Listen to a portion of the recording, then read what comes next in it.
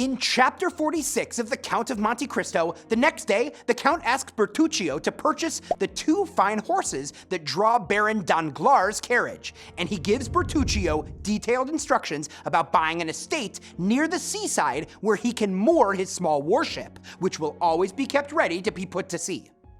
When the horses arrive, he has them hitched to his own carriage and goes to Danglars' mansion to arrange for credit at Danglars' bank. Danglars is skeptical of the amount and of the Count's wealth, but he eventually extends credit to the Count. Danglars wants to introduce him to Baroness Danglars and checks with the footman to see if she's at home. The footman says that she has company, Lucien Debray.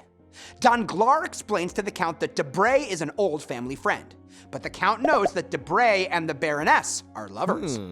In chapter 47 of the Count of Monte Cristo, after the Count is introduced to the Baroness, one of her servants tells her that her 2 horses are missing from the stables. She immediately realizes her husband has sold them. She says that Madame de Villefort is planning to borrow the carriage and horses the next day. Danglars whispers to her that he got a very good price for them, and he'll share the profits with her. Debray, looking out the window, sees that the 2 horses in question are harnessed to the Count's carriage. The Count says his steward had surprised him with the purchase of the horses. With a fight between the Danglars looming, the Count leaves, pleased about having accomplished his goal. A few hours later, he returns the horses to the Baroness as a gift, with a note of apology and the additional gift of 4 diamonds sewn to their harnesses. With his servant Ali, Monte Cristo goes to his new house. The Count tells Ali that when a runaway carriage pulled by 2 dapple gray horses comes by, he must stop the carriage in front of the Count's house.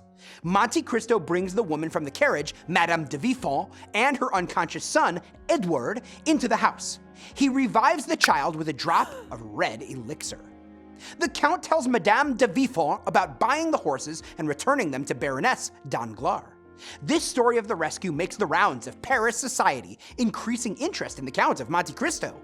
In chapter 48 of the Count of Monte Cristo, Monsieur de Villefort visits the Count and thanks him for rescuing his wife and son from the runaway horses.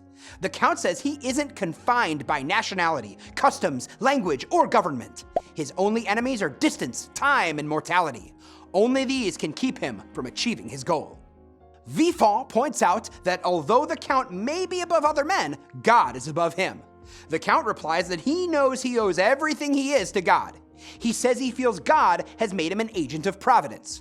Villefort tells Monte Cristo that his own father, Monsieur Nautier de Villefort, as a passionate member of the French Revolution, believed he was an instrument of fate.